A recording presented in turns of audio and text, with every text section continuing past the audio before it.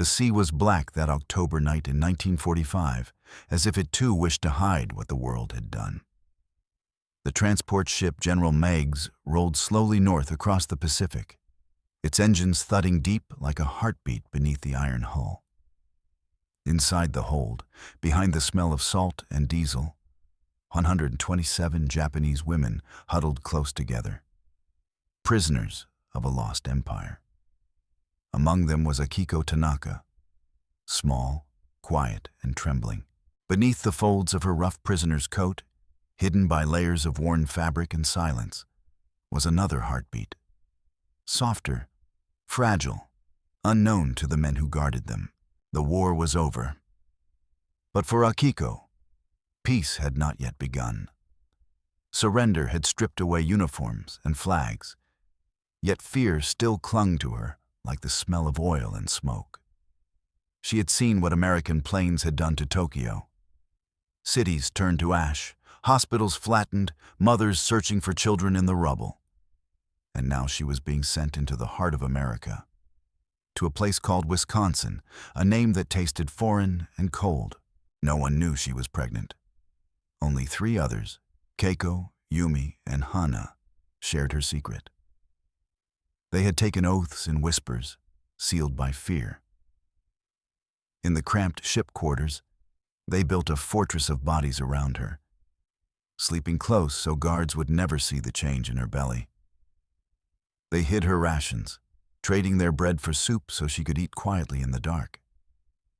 They prayed she could last until they reached land.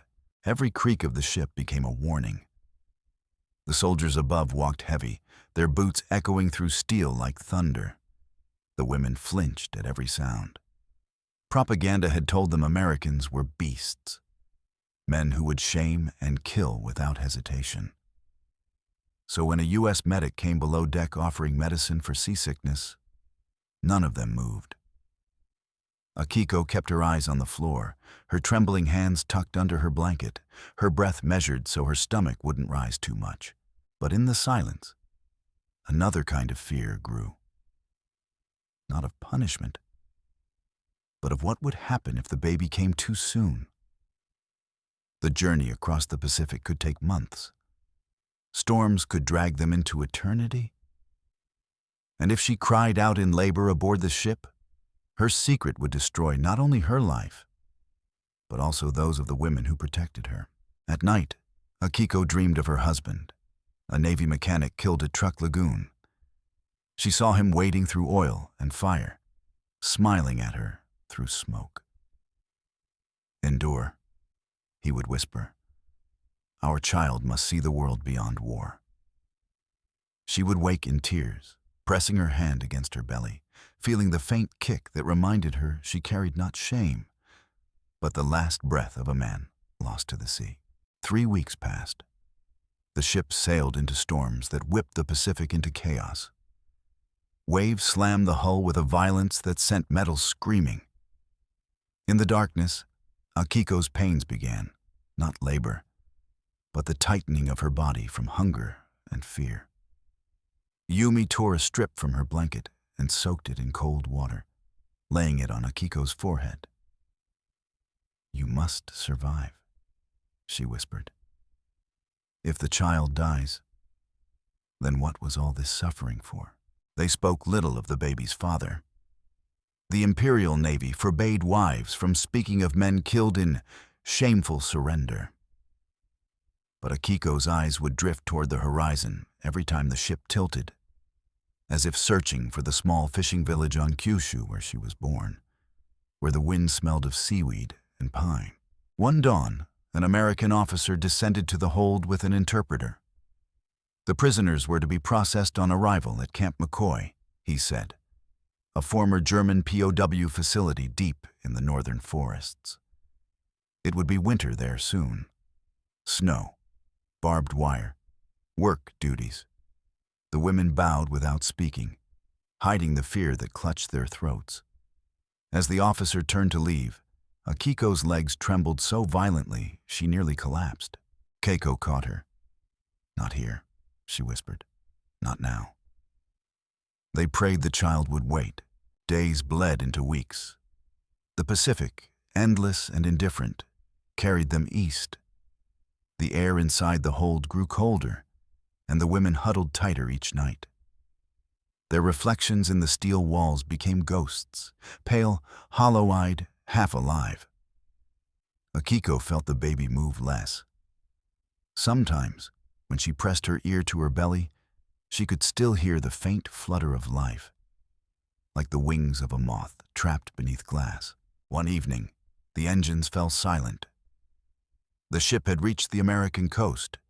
Through the small portholes, they saw lights, rows of them, glittering like constellations on land. Some wept silently, realizing the war had truly carried them to another world. Akiko only stared. The lights looked like candles placed for the dead.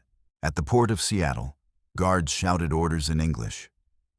The women were herded into trucks, their breath rising like smoke in the cold air. Akiko felt the first snowflake melt on her cheek and wondered if it was a sign of mercy or warning. Her coat hung loose, her body thin. Hunger had made her pregnancy less visible, a cruel blessing. When they boarded the train to Wisconsin, the landscape outside turned to endless white fields and black trees. For the first time in years, Akiko felt quiet. Not peace, but the silence before fate reveals itself.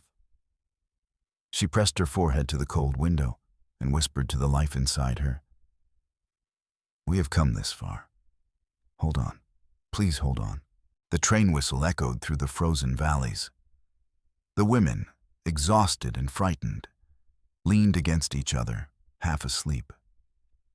Outside, the snow fell like ash, covering the land of their enemy in a calm that seemed impossible after so much death. No one on that train yet knew what would happen when the truth was discovered. Not Akiko, not the guards, not the doctors waiting at Camp McCoy who would soon face a question no manual or command could answer. What do you do when your enemy brings life into your hands? The train slowed as it approached Camp McCoy, its iron wheels screaming against the frozen rails.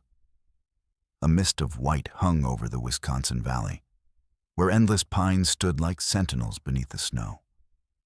The camp itself appeared from the fog. Wooden barracks, watchtowers, barbed wire glistening with frost, and a distant guardhouse with an American flag barely moving in the wind. For the Japanese women inside the train, it looked like the final outpost of their punishment. Akiko felt her heart pound as soldiers opened the doors. The air stabbed with cold. The women stepped out one by one, thin and shivering, their breath rising in pale clouds. The guards were quiet, disciplined.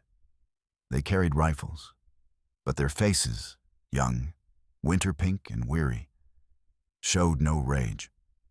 That unsettled the prisoners more than anger would have. They expected cruelty. They found silence. Dr. Robert Morrison, chief medical officer of the camp, watched their arrival from the infirmary steps. He had treated wounded soldiers at Leyte, seen men die under his hands, and had grown used to the smell of blood and disinfectant. But he had never before looked into the eyes of Japanese women prisoners. Their faces were blank, yet their eyes carried entire oceans of exhaustion. He noted their malnutrition, frostbite, and infections. He wrote quietly in his notebook, "All appear undernourished. Several may require hospitalization. Arrange examination under Geneva standards." When the prisoners were marched inside the camp gates, Akiko clutched her blanket around her chest, careful to keep its folds loose. Keiko walked beside her, whispering short translations of the orders barked by interpreters. "They will take names, ages, and skill," she murmured. "Say nothing else."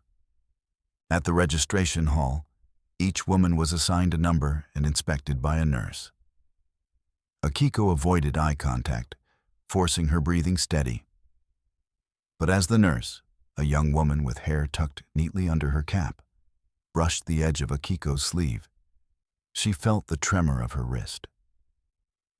"You're cold," the nurse said softly. "Sit down." Akiko froze. The voice wasn't harsh. It carried a note of concern she hadn't expected. Inside the infirmary, Dr. Morrison's staff began health screenings. They worked methodically, but without the contempt the women feared. The Americans gave them warm water, wool blankets, and soup made with potatoes and onions. The guards kept distance. The doctors did not. For Akiko, this blurred the line between captivity and mercy. An unbearable confusion. That first night, the women were housed in Barrack 12. The bunks creaked with each shift of bodies. Frost crept through the gaps in the walls. Akiko lay awake, counting the seconds between the groans of the wood, her hand resting protectively over her stomach. The baby moved, faintly but surely. She turned her face into the rough pillow, hiding the sound of her breath.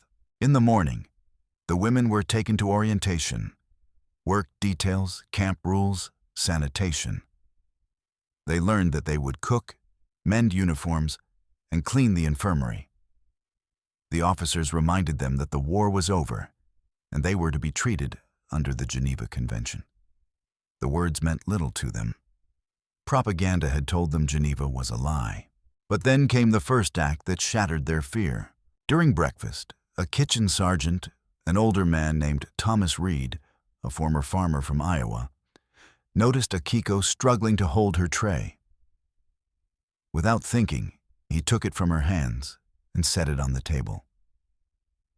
"Don't spill it, ma'am," he said kindly, as if speaking to a neighbor, not an enemy. The women around her froze. Reed walked away whistling a tune she didn't know. That moment spread through the barrack like fire. The guard helped her. He called her ma'am. It was unthinkable. For the first time since capture, Akiko ate without trembling. But kindness, she feared, could be as dangerous as cruelty. It softened the armor she had built inside. That night, as the camp lights dimmed and snow began to fall outside, she whispered to her unborn child, "We are still prisoners. Don't believe their warmth." Days passed. The women settled into routine. Roll call, work shifts, mealtimes. Dr. Morrison's nurses inspected them regularly for frostbite and malnutrition. Yet something about Akiko drew their attention. She fainted once during cleaning duty. Her pulse was fast, her color pale. When the nurse, Corporal Anna White, reported it to Dr. Morrison, he frowned. "Has she eaten today?" "Barely. She's avoiding the infirmary." "Then bring her in." Akiko resisted at first, shaking her head violently, clutching her stomach. But Keiko insisted. "If you collapse, they'll notice anyway," she whispered. Better to face it than let them find out. Inside the infirmary, the light was warm, the smell of iodine sharp. Dr. Morrison greeted her gently, using an interpreter. "You are safe here," he said. "We help all who need care. That is the law." When he asked her to sit on the examination table, Akiko hesitated, then obeyed. Morrison pressed his stethoscope to her chest. Her heart raced like a trapped bird. He lowered the instrument to her abdomen and froze. Beneath the layers of cloth, he heard the unmistakable rhythm of two hearts. He looked up slowly.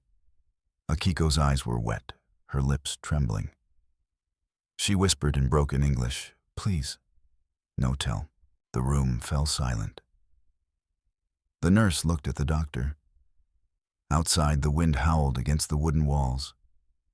Morrison removed his glasses and exhaled deeply. "You are with child," he said quietly. "How long?" Akiko said nothing. Keiko stepped forward, her voice breaking. 7 months, maybe. She hide on ship. We protect." Dr. Morrison stared at them. The prisoner, the friend, the fear. He thought of the orders that defined these women as enemy aliens. He thought of the oath he had taken in medical school, to preserve life wherever it is found. At last he spoke softly but firmly. "You will not be punished. We will take care of her." Both of them. Akiko looked up, stunned. For a moment, she forgot she was a prisoner. Tears filled her eyes, not from sorrow, but from disbelief. Outside, the snow thickened, muffling the world in white. Inside the infirmary, warmth spread from the stove, touching her hands.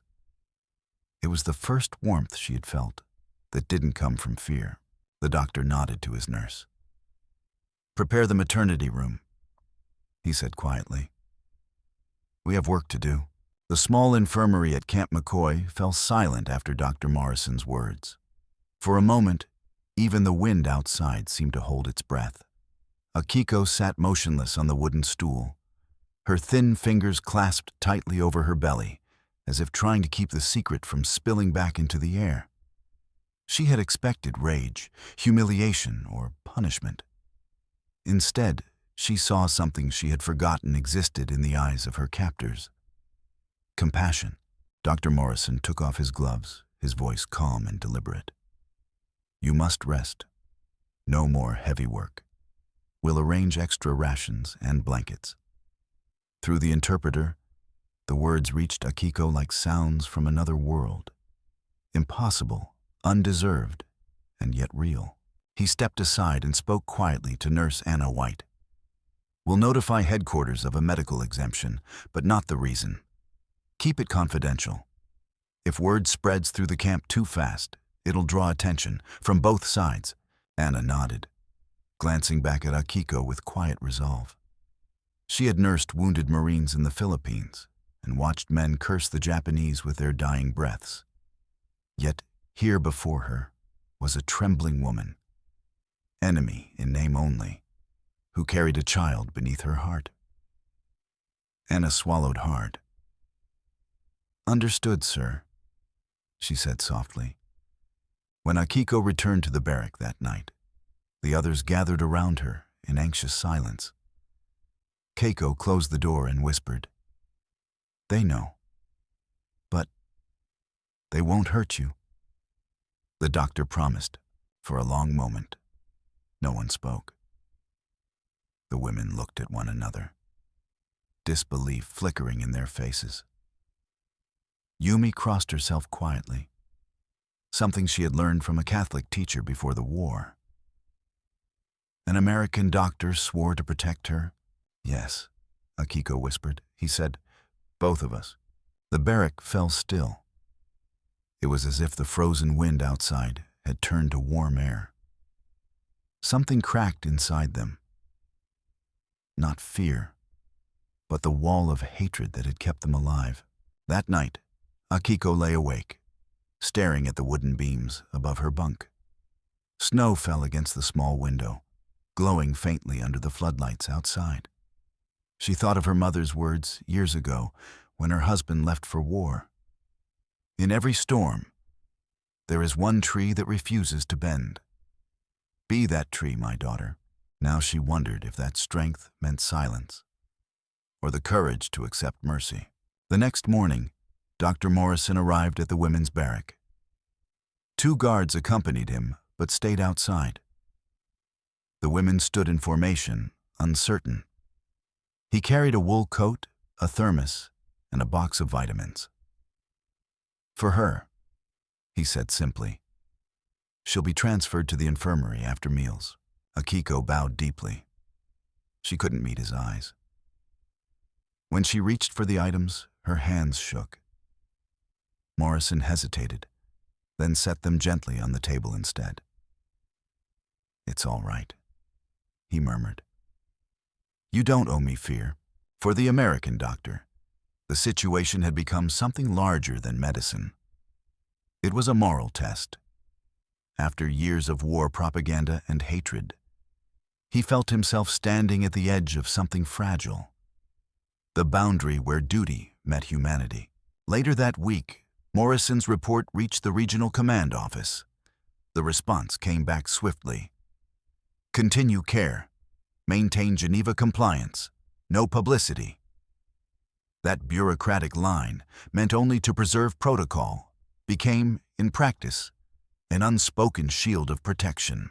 Akiko was moved into the infirmary's spare room, its walls lined with medical charts and a single iron bed. The smell of antiseptic filled the air. A kerosene stove hummed in the corner. Anna White placed a folded quilt over her legs and offered a cup of warm milk. "Drink," she said softly. "The baby needs it." Akiko hesitated. "You not hate us?" Anna paused, then smiled faintly. "Hate ended when you stepped through that door." It was a simple sentence, but it broke something open inside Akiko. A soundless cracking of the ice that had frozen her heart since surrender. As weeks passed, snow deepened across Wisconsin. The camp's wooden roofs bowed under the weight of winter. Inside, Akiko's belly grew heavy. Each day, Dr. Morrison checked her vitals with quiet professionalism. He spoke little, but his actions were steady, kind, without ceremony. When he listened to the baby's heartbeat, he always smiled faintly, a small, reverent expression that reminded Akiko of the way priests used to bow before temple altars in Japan. He called the unborn child the little ambassador. Among the prisoners, that name spread softly, like a secret prayer. The little ambassador, who might bridge two worlds. Some of the guards, too, began to change. Sergeant Reed, the farmer from Iowa, started bringing extra apples and potatoes to the infirmary, pretending they were surplus inventory. He left them by the stove without speaking, but Anna saw him glance toward Akiko's door before walking away. And in the evenings, when the camp's floodlights glowed over the barbed wire, the women in Barrack 12 would gather by the small window to watch the snow. "Do you think," Yumi whispered once, "if her baby is born here, it will be half American?" Keiko frowned. "Don't say such things." But Akiko, hearing from her cot across the yard, smiled faintly. "No," she whispered to herself, "only human." Then came the letter that changed everything. One morning, Dr. Morrison received a sealed envelope marked Repatriation Protocols. Inside, a directive from Washington. All Japanese POWs to be processed for repatriation within 60 days. He exhaled slowly, staring at the paper. 60 days. Akiko's due date was in 6 weeks. The child would be born just as the transports were being arranged. It meant danger, confusion, movement, exposure. That evening, he told her gently, through the interpreter, "They want to send you home soon, but your baby may come before then. We'll make sure you are safe first." Akiko's eyes filled with tears. "If baby born here, will they take her?" Morrison shook his head. "No, I give my word." For the first time since the surrender, she believed a promise spoken by an American. As January 1946 began, the camp's snow turned to ice. The old heating pipes groaned. Akiko's labor pains grew stronger. The women prayed nightly. Dr. Morrison stayed on alert, sleeping in his office beside the infirmary. On the evening of January 10th, as wind howled through the valley, Anna rushed in. "It's time." The doctor grabbed his coat, his stethoscope swinging from his neck. He found Akiko clutching the bedsheet, her face pale, breath short but steady. Keiko held her hand, whispering prayers in Japanese. Morrison knelt beside her. "You're doing well," he said quietly. "We're here." In that room, under flickering yellow light, surrounded by snow and silence, enemy and ally, prisoner and guard, doctor and patient, all titles melted away. Only one truth remained. Life was fighting its way into a world still learning how to stop killing. Outside, the guard tower lights flickered against the storm. Inside, a cry was about to break through the cold, fragile night. The cry of the little ambassador who had survived a war to be born among enemies who had chosen mercy. The night of January 10th, 1946, was the coldest of that Wisconsin winter. Wind swept across the pines like a beast searching for warmth to devour, rattling the tin roofs of Camp McCoy. Inside the infirmary, a single lamp glowed above Akiko's bed, casting soft light over her face. Pale, drenched in sweat, her breath shallow but fierce. Outside, snow fell thick and relentless, burying the camp in the white silence. Dr. Morrison stood at the bedside, sleeves rolled, hands trembling slightly from exhaustion, not fear. He had delivered children before, in field hospitals, on transport ships, even once beneath shell fire. But never the child of a former enemy. Never a life so tangled with history, guilt, and fragile hope. Akiko gripped Keiko's hand until their knuckles whitened. Each contraction came like a wave breaking against her ribs, pulling the air from her lungs. Between the pain, she saw flashes. The sea voyage, the darkness of the ship, her husband's face before he left for war. She heard his voice again, faint but clear. Endure, Akiko. Our child must see the world beyond hatred. Anna White wiped Akiko's forehead with a damp cloth. You're strong, she whispered. Just a little more. Outside the infirmary, the camp was asleep. A lone sentry stood guard near the watchtower, hearing faint cries carried on the wind, but not understanding their meaning. The blizzard covered everything. Fences, roads, even the old sign that read, Camp McCoy, U.S. Army. It was as if the world itself had chosen to hide this moment, to let mercy happen unseen. Hours passed. The storm raged on. Inside, the air thickened with tension and prayer. Morrison's face was drawn, eyes fixed on Akiko's trembling body. One more push, he said softly. Akiko screamed, a sound of both agony and release. And then came silence. For one heartbeat, the entire world stopped. Then a cry, thin, piercing, alive. A baby girl. Anna caught her in trembling hands, wrapping her quickly in a clean towel warmed by the stove. Akiko collapsed back onto the pillow, sobbing, not from pain, but from disbelief that it was real. Dr. Morrison leaned forward, stethoscope pressed gently to the tiny chest. He smiled, weary and reverent. Strong lungs, he murmured. She's going to make it. He looked to Akiko. You did well. The child is safe. The interpreter repeated the words in Japanese. Akiko's eyes fluttered open, her lips trembling. Name. Nozomi, she whispered. It means hope. Morrison repeated the name softly, tasting its sound like a prayer. Nozomi. For a long moment, no one moved. The wind howled against the windows, but inside, the air was still, sacred. It wasn't victory, nor forgiveness, just the quiet recognition that life had survived where it had no right to. When morning came, the storm had calmed. The camp awoke under a sky of cold blue light. Word spread quietly among the nurses and guards. The Japanese woman had given birth. Some reacted with confusion, others with quiet wonder. No one dared speak loudly about it. Dr. Morrison posted a sign on the infirmary door. No entry without permission. He wanted no gossip, no spectacle, only dignity. Inside, baby Nozomi slept in a small cradle made from a repurposed supply crate, lined with army blankets. Her tiny fists moved in rhythm with her breathing. Akiko lay beside her, pale but peaceful.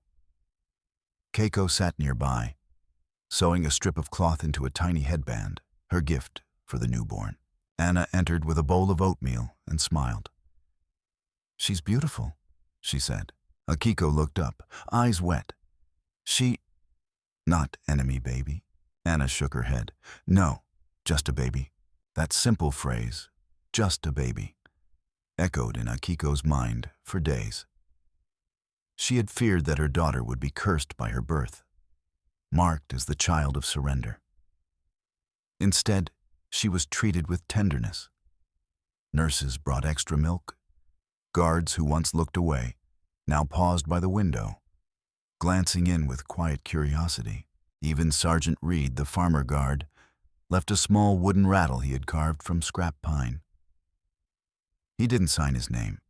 He only placed it near the cradle and walked away. For Dr. Morrison, the days that followed blurred into a strange calm. He recorded Nozomi's weight, pulse, and progress with clinical precision. Yet his journal entries carried a new tone. January 12th, infant doing well, mother recovering steadily. There is peace in the infirmary that I cannot explain. Outside the fences, men still speak of enemies. Inside, I hear only lullabies. Each evening, when the camp lights dimmed, Akiko would hum to Nozomi, an old Okinawan melody her mother once sang. The tune drifted through the hallways, haunting yet soft, like the echo of something ancient returning to life. Nurses stopped to listen. Even Morrison, reading reports by lamplight, found himself pausing mid-sentence. He later wrote, "Her song reminds me that peace is not made by treaties, but by hands that choose not to harm." Yet not everyone welcomed the change. A few officers questioned Morrison's decision. "She's an enemy civilian," one argued. "We're not an orphanage." Morrison stood firm. "She's a patient. And under the Geneva Convention, her child is under our protection. That's the law. But more than that, it's what makes us human." His tone ended the discussion. That night, as he walked back to the infirmary through knee-deep snow, he saw the camp lights flickering through the fog. In one window, a faint glow, the lamp above Akiko's bed. He stopped, removed his hat, and stood for a long moment in the cold. He wasn't sure why. Perhaps out of reverence, perhaps out of exhaustion. But he felt that something greater than orders had passed through this place. Inside, Akiko slept, her arm curled around her newborn daughter. Nozomi's small breaths rose and fell beneath the blanket.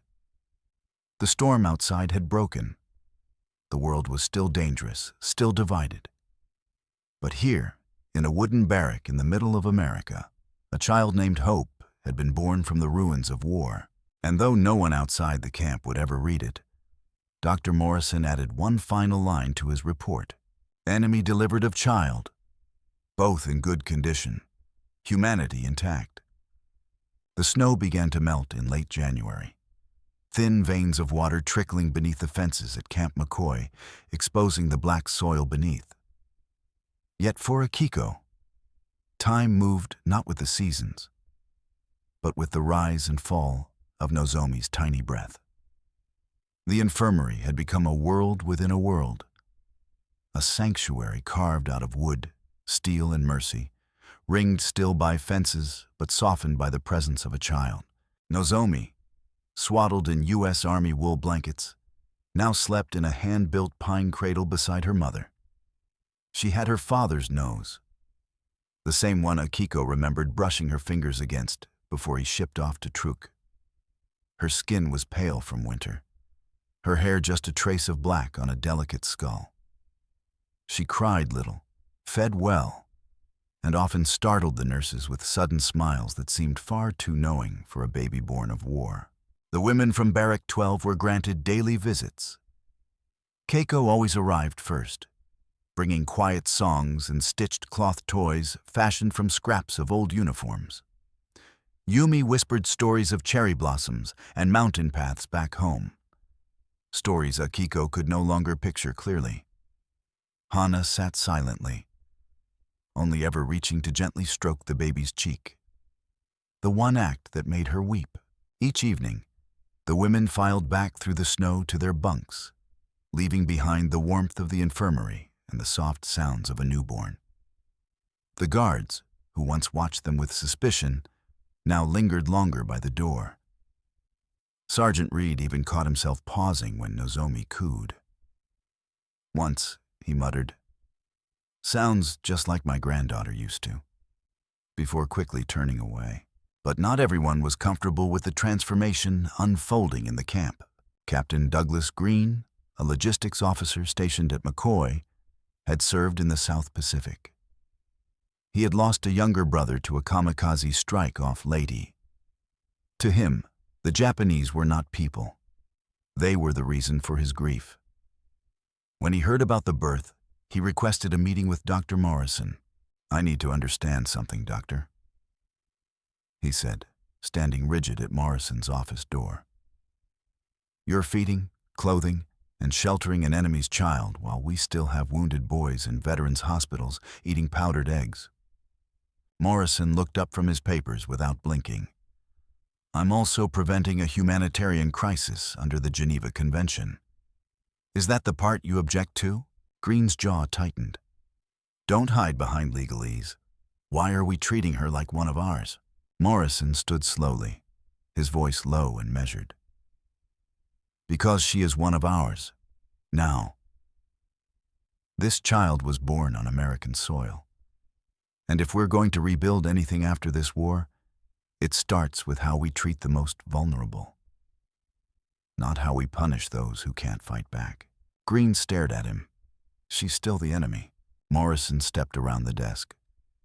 "No, she's a baby. You want to fight someone, go find someone with a gun." The silence that followed stretched thin and sharp. Eventually, Green turned and left without another word. But the divide remained.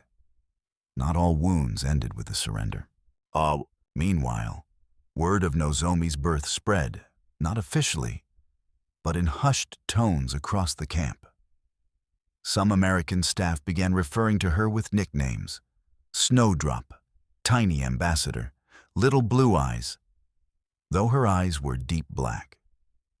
Morrison discouraged such talk, not because it was cruel, but because it turned a child into a symbol. And symbols, he knew, were too easily used by politics. He wanted her to remain what she truly was: a baby behind barbed wire. Nothing more, and nothing less.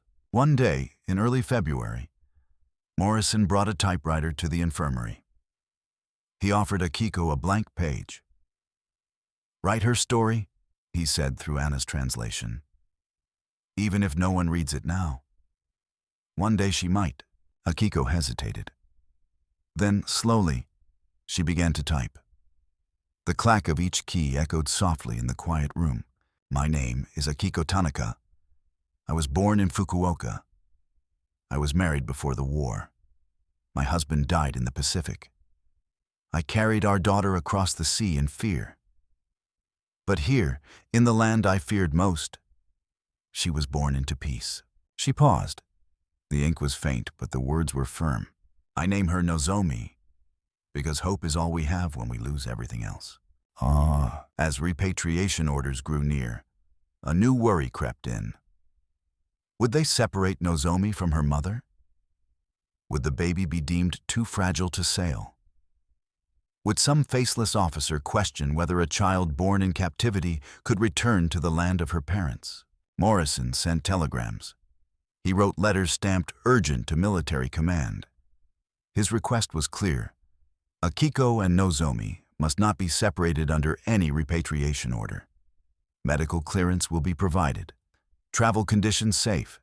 Humanitarian clause applies. He received no direct reply. But neither did he receive refusal.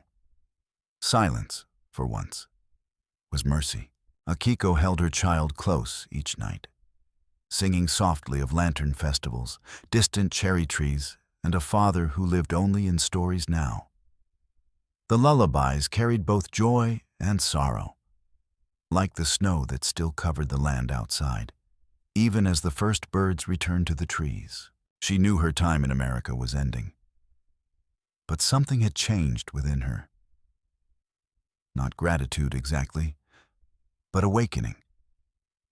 The enemy had shown mercy. The enemy had warmed her child's hands, and she no longer knew if the word enemy meant what it used to. Akiko no longer feared the sound of boots on snow. In the beginning, every American footstep outside the infirmary door had made her stiffen. A habit born from the war, from whispered warnings in bomb shelters, from stories told by other wives whose husbands never returned. But now, when she heard those same boots crunch across the gravel and frost, she only glanced down to check that Nozomi's blanket was tucked and warm. The baby had grown stronger. She grasped fingers with tiny fists, kicked her legs when startled, and smiled often at the ceiling with no reason at all. Sometimes, Anna would hold her during the night shifts, rocking her gently and humming tunes that weren't Japanese, but still felt familiar. "She's got a soldier's lungs," Anna joked once after Nozomi's cries rang through the corridor. "She'll be a general by spring." But Akiko knew spring would take them far from this place. The repatriation orders had arrived. Final, stamped, and impersonal. All civilian internees and POWs would be returned to Japan by mid-March. Logistics were underway. The women whispered about what awaited them: bombed cities, missing families, shame, poverty. Some feared their own government more than the Americans. Others wondered if Japan would even recognize them after the surrender. For Akiko, the question was different. Would Japan recognize Nozomi, a child born in America, on enemy soil, fatherless, unregistered? One afternoon, while the wind howled against the barrack walls, she asked Dr. Morrison the question that had burned inside her since the birth. "Will my daughter have name in my country?" Morrison paused, setting his clipboard down. Through the interpreter, he answered slowly, carefully. "Under Japanese law, yes, if you claim her.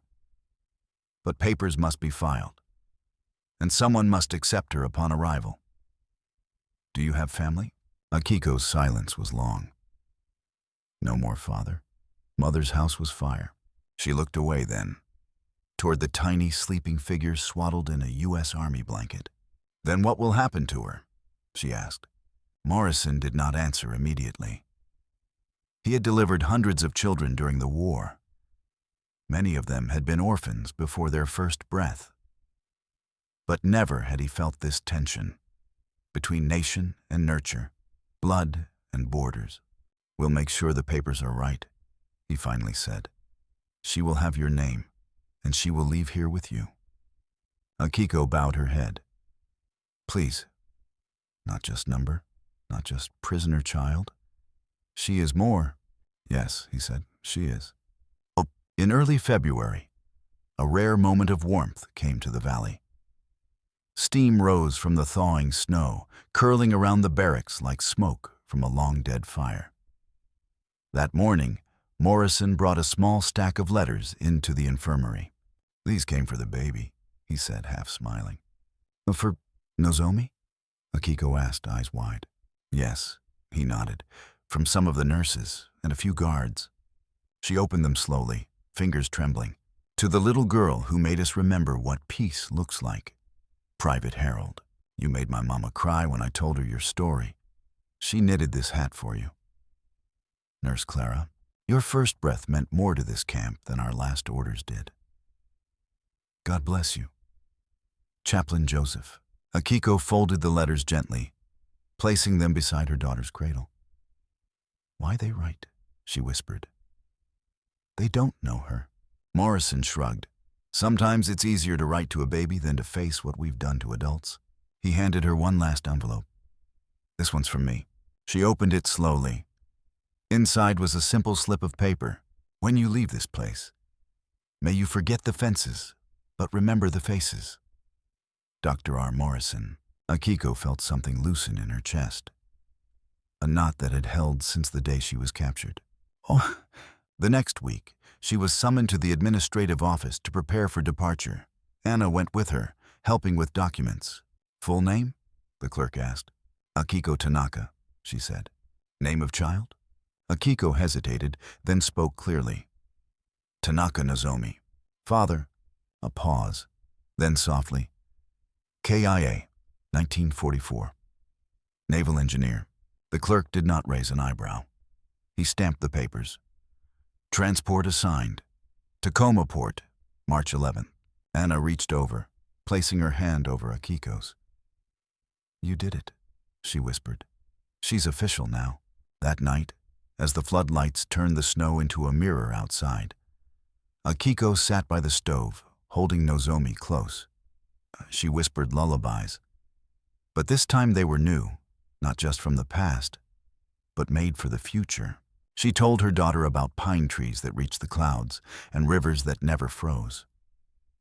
She spoke of two countries who had tried to destroy each other, and of one small girl who had made them stop, if only for a moment, to breathe.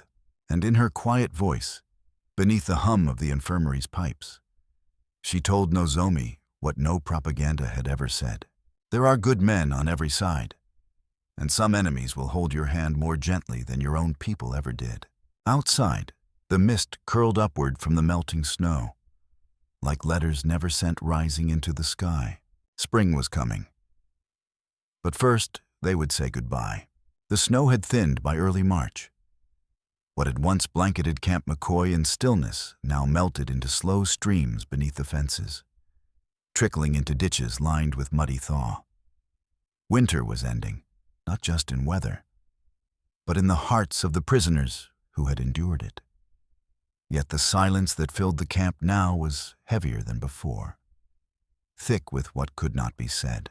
Repatriation orders arrived like sudden knocks on a door, official, cold, and final. The 127 women were instructed to gather their few belongings, return issued uniforms, and prepare for transfer to the coast. Their names were read aloud, one by one, followed by a number. And just like that, the reality of departure began to close around them like fog on the valley. But Akiko was not ready. She sat in the infirmary with baby Nozomi sleeping in her lap, her tiny chest rising and falling in rhythm with the ticking of the old wall clock. Akiko's eyes moved slowly across the walls, the worn wooden planks, the stove with its dented grate, the single curtain Anna had sewn by hand. This room, though never meant to be home, had become one. When Anna entered carrying folded documents, her smile was thin and watery. It's official, she said gently. You and Nozomi are cleared for departure. Tacoma, March 11th. Akiko lowered her eyes. So soon. Anna placed the papers down and sat beside her. We knew it would come. I thought, maybe there is more time. Anna shook her head, gently brushing a loose strand of hair from the baby's forehead. The army doesn't give time, just orders.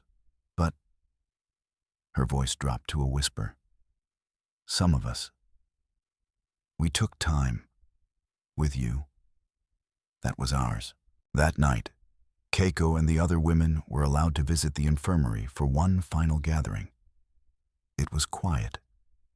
No songs, no tears, only the sounds of hands folding baby clothes and lips whispering prayers over Nozomi's sleeping form. Yumi handed Akiko a small pouch made from canvas and tied with red string. Rice, she said. Just enough for one meal. For the ship. For luck. Hana reached into her coat and revealed a photo. An old, faded image of her own child, lost in the first Tokyo raids.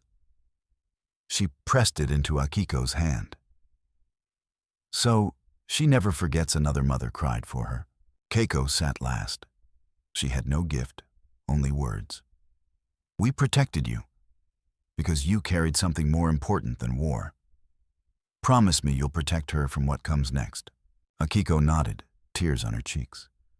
I will not let her forget your faces. The morning of March 11th arrived with a strange brightness. The sun came up early, casting long blue shadows across the camp. Trucks lined the perimeter, their engines humming. Soldiers with clipboards and cold expressions directed movement. The POWs stood in two lines, thin coats buttoned, eyes forward, when Akiko stepped out of the infirmary, carrying Nozomi bundled in blankets. The camp seemed to still itself. Even the wind paused. Anna followed behind her, holding a satchel with the baby's medical records, birth certificate, and the stack of letters that had been written in February. Dr. Morrison stood at the gate, his hands behind his back. He was dressed in full uniform for the first time in weeks. His eyes were red. Akiko stopped in front of him, lowering her gaze. "You saved her," she said. "And me." Morrison shook his head. "No, you saved her. We just made sure the world didn't ruin that." She held out the child one last time. Morrison leaned in and gently kissed the baby's forehead. "Nozomi," he whispered. "You don't know it yet, but you've already made 2 countries less cruel." Anna reached into her coat and handed Akiko a small envelope. Inside was a photograph. Akiko holding Nozomi by the infirmary window, both looking into the light. It had been taken days earlier by a nurse using a contraband camera. Akiko clutched it tightly. "When she asks where she was born, I will show her this." At that, she turned and stepped toward the waiting truck. No one saluted.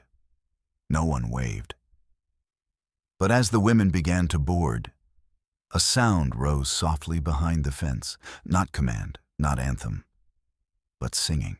The nurses, Anna, even Sergeant Reed. They sang a lullaby, not Japanese, not American, just a hum, a melody made of goodbyes. And Nozomi, her eyes barely open, face turned to the sky, made no sound.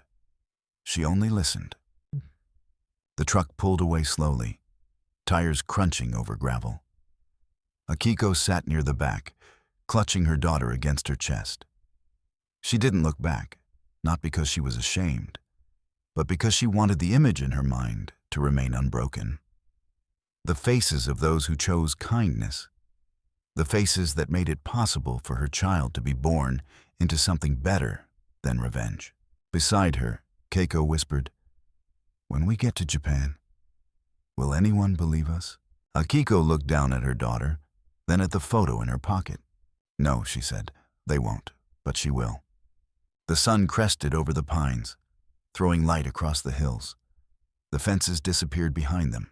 What remained was the story, and the child who carried it. The journey home was not a return. It was a reckoning. When Akiko stepped off the transport ship onto the blackened docks of Yokohama weeks later, the wind no longer carried the scent of pine and snow, but of ash and salt and rust. Japan was not as she had left it. What met her was not ceremony or welcome, but silence, the kind born from too much loss. Cranes rose crooked over skeleton ports. Entire neighborhoods were gone, paved over with rubble or flattened into fields of twisted metal and soot. The faces around her looked like hers, but their eyes seemed older. Even the earth looked tired. She cradled Nozomi close beneath her coat as they waited in line for registration, surrounded by dozens of other returning civilians.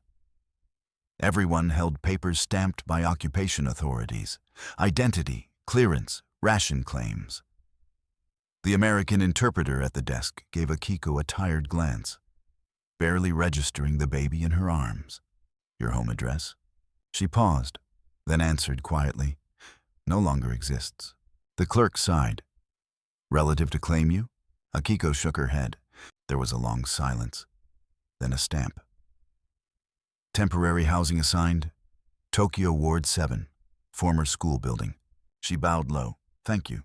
The place they sent her was a narrow concrete structure, once a school, now a refugee center. Rows of mats lined classroom floors. Chalkboards still bore arithmetic, half erased by time and smoke. A rice ration every morning, water from a hand pump. And at night, the wailing of children who couldn't understand why the world had turned to dust. Yet in the middle of all this ruin, Nozomi grew. She drank boiled milk, slept curled in Akiko's arms, and laughed, truly laughed. For the first time beneath a broken window, when she saw snow fall for the second time in her life. That sound, in a city that had forgotten how to laugh, turned heads. An old woman tending a cooking fire smiled. "You brought her from America?" she asked. "Yes," Akiko nodded. "She was born there." The woman studied her. "Then she brought something back we left behind." But not all hearts welcomed the child. Rumors grew quickly in the refugee camp. Some whispered that the Americans had spoiled the women who returned, that babies born abroad were traitors, products of surrender, not sacrifice. A few women turned their backs when Akiko entered the courtyard. One morning, a note was pinned to her door.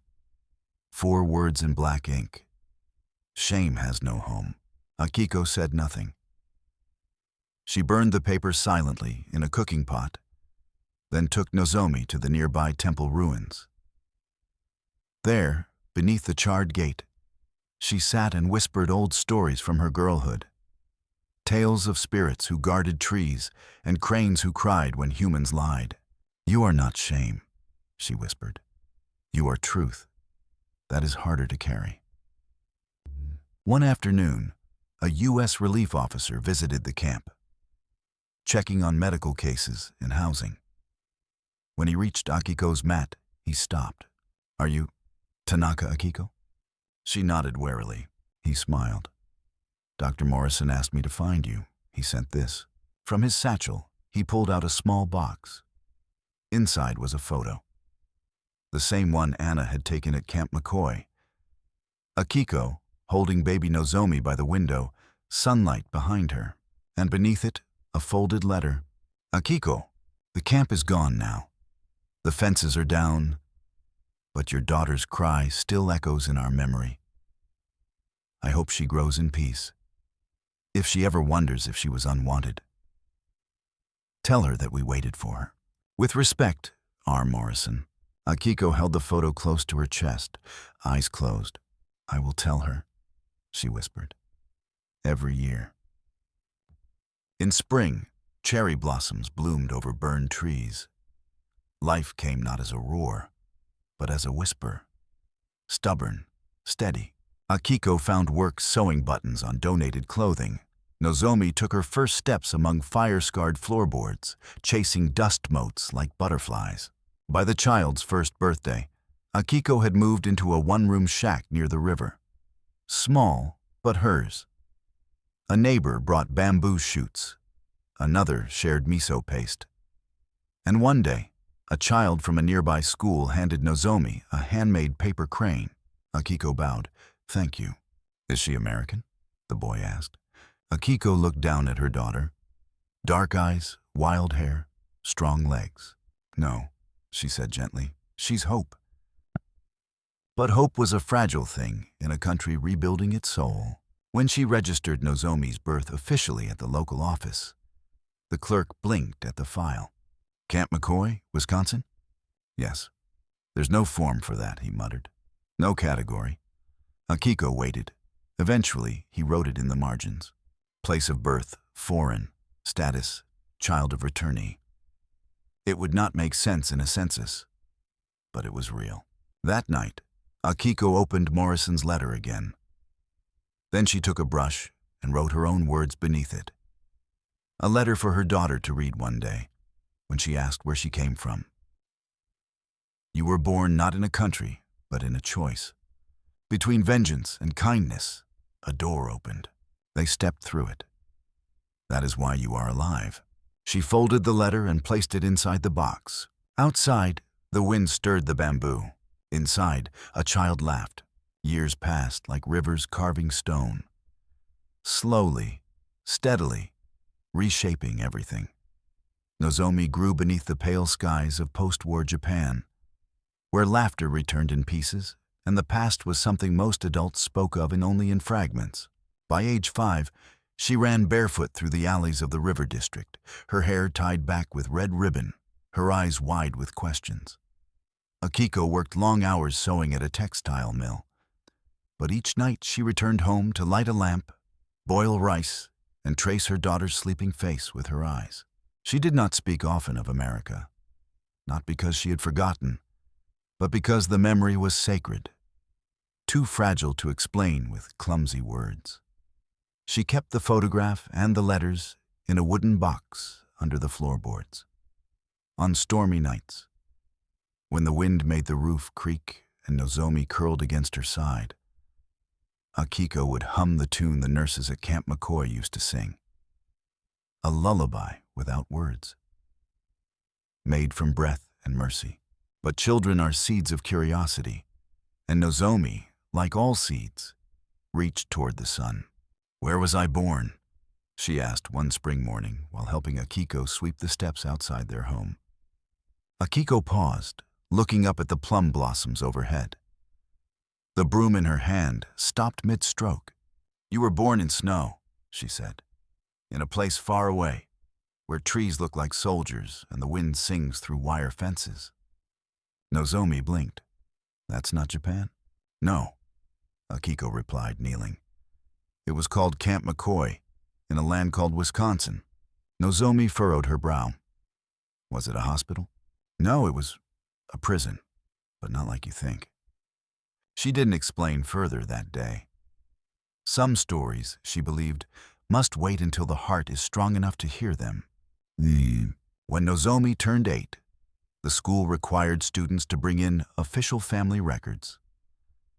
Akiko presented hers, thin, incomplete, stamped with unfamiliar notations. The teacher frowned. "Born abroad? Under custody?" Akiko nodded calmly. "Repatriated infant. U.S. Army files were transferred to the consulate. She is fully registered." Other mothers in the village had begun to whisper again, not cruelly, but uncertainly. Foreignness lingered like scent on cloth, and Nozomi, though she looked entirely Japanese, sometimes said strange things. She counted in English. She folded napkins the way the army nurses had taught Akiko. Once, she drew a picture of a wooden room with a single stove and labeled it home. Akiko knew it was time. That night, she lit a candle and opened the wooden box. She called her daughter to sit beside her. "This is where your story begins," she said. She unfolded the photograph first, their faces lit by soft Wisconsin sun, framed by the infirmary window. Nozomi studied it in silence. "That's me?" "Yes," Akiko smiled. "You were only a few minutes old." Then she laid out the letters, yellowed now, but still legible. She read them aloud, one by one. Words from guards and nurses, words from strangers who had once called her an enemy, but who had chosen to show something else. "This one," Akiko said, holding up a card, "is from the man who delivered you. His name was Dr. Morrison. He was kind, stern, but kind. He kept his promise." "What promise?" "That you and I would leave that place together, that we would be seen not as shame, but as life." Nozomi looked at the signature. "He wrote this with his own hand?" "Yes." "And he was American?" "Yes." "But he helped us?" Akiko's voice dropped to a whisper. "He saved us." The days that followed changed something in Nozomi. She began asking more questions, not about war, but about choices. Why did those soldiers feed them? Why did the nurses sing? Why did the doctor care when others didn't? Akiko answered each gently. "Because the world doesn't break all at once. It breaks in pieces, and it heals in pieces too." One evening, while folding laundry, Nozomi asked, "Am I Japanese or American?" Akiko smiled. "You are neither. You are what comes after." And that, more than any document, became the answer that would live in her heart. Years later, when Akiko grew old and her hair turned silver, the photograph still hung near the window. Visitors often paused to ask, "Is this your granddaughter?" Akiko would shake her head. "That's my daughter." Born during the silence after the war. Where? She would pause, then say softly, in a place where mercy survived. As for Nozomi, she would grow into a teacher. She would write books. She would tell children not just of the war, but of what came after. Of a barrack warmed by a coal stove. Of a doctor who refused to look away. Of letters written to a child who could not yet read. Of a baby held not with fear, but with hope, and always. Of the faces she carried from that place, like embers wrapped in cloth, burning quietly in her memory. Not enemies, not heroes, just people who chose mercy. By the time Nozomi Tanaka turned 21, the war was no longer spoken of with fire, only ash. Japan had rebuilt itself into something strange and new. Steel and glass rising where paper and wood had once burned. Neon signs replaced lanterns. Bullet trains raced across valleys once trampled by boots. But the quiet wound remained, stitched over, but still there beneath the skin of the country. Nozomi, now a university student in Kyoto, carried with her more than textbooks. She carried the story, not just of war, but of mercy in war. A story that lived in the folds of letters, in the black and white photograph that remained pinned above her desk, and in the quiet strength of the woman who raised her. Akiko, older now, moved more slowly. Her hands, once steady with thread and needle, trembled when pouring tea. But her voice remained sure. And in the evenings, when Nozomi returned from lectures, they sat by the window and talked not of politics, not of war, but of choices. "Do you think," Nozomi asked one night, "that people remember what happened in that camp?" Akiko shook her head. "No. Most forgot the barbed wire, the snow, the doctors. They forgot because peace makes memory lazy." Nozomi sipped her tea. "Then maybe I should remind them." Her first article appeared in a small Kyoto journal, "The Child Born Behind Fences." It told the story not with bitterness, but with clarity.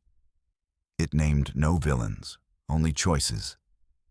Choices made by American doctors who looked past uniforms and saw humanity instead. Letters came. Survivors wrote from Sapporo and Nagasaki. A former U.S. Army nurse, now in her 80s, sent a shaky note. "I remember. I sang lullabies with Anna White. Thank you for not letting it be forgotten." The story spread. Quietly at first, in classrooms, in church newsletters, in handwritten letters mailed across the Pacific. Then one day, a university in Wisconsin reached out. "Would you consider speaking at a remembrance symposium?" Nozomi's hands trembled as she held the letter. She looked across the room at her mother, seated quietly beneath the window, eyes closed. "I have to go," she whispered. "Not for me, for them." It was a cold March morning in La Crosse, Wisconsin, when Nozomi stepped off the train. The same valley, the same pines. Snow still lingered in patches, though the earth below smelled like thaw. She stood on the platform in a long gray coat, clutching a worn envelope containing the photo, the letters, and the original birth certificate stamped Camp McCoy, U.S. Army, 1946. The air felt like memory. She was met by a woman named Eleanor Morrison, now in her 50s. Dr. Morrison's daughter. "My father passed 3 winters ago," Eleanor said. "But he spoke of your birth every Christmas. Said it was the one thing during that war he never doubted." They stood in silence for a while, both looking out at the hills. "Did he ever regret helping my mother?" Eleanor shook her head. "No. He regretted only that he couldn't do more." The symposium was small, maybe 40 people. Historians, students, local veterans. Nozomi stood before them beneath a faded photo of Camp McCoy's main gate projected onto a white screen. She told the story simply, Not to shame, not to accuse, only to remember. She spoke of a wooden room, of frost on windows, of rice hidden under coats, of lullabies sung in English and Japanese. She spoke of a mother who had nothing but her name and her fear, and of a doctor who, in the coldest hour of that war, reached out and delivered something warm into a broken world. Nozomi means hope, she ended. It's not something given, it's something chosen. And that winter, the Americans at Camp McCoy, they chose it. When she finished, no one applauded. They stood, in silence, and one by one, they approached her. Some crying, some offering names, some just whispering, "Thank you." Afterward, Eleanor took her to what remained of the camp. Most buildings were gone. Only concrete foundations and broken fences. But the infirmary had been preserved as a historical site. Inside, the stove still stood. The window still looked east. Nozomi knelt on the wooden floor and placed the photo on the windowsill, beside a small folded paper crane. Then she took out a final letter. One she had written in her mother's voice years ago and sealed. She read aloud, "To the Americans who once guarded me. You were told I was the enemy. But when my daughter cried, you held her. When I feared punishment, you offered protection. I do not know your names anymore, but I know your hands, and they were steady. You did not win the war in that moment. You did something harder. You chose not to continue it." She folded the letter and left it on the infirmary desk. Then she stepped outside. The wind moved through the pines gently, not like it did in wartime. And in that moment, Nozomi knew she had returned not to a battlefield, but to a witness. The land had not forgotten, because she had not forgotten. She looked up at the sky, closed her eyes, and whispered, "Now you live in me." Then she turned and walked back down the path, toward a world still divided, but with one more bridge standing.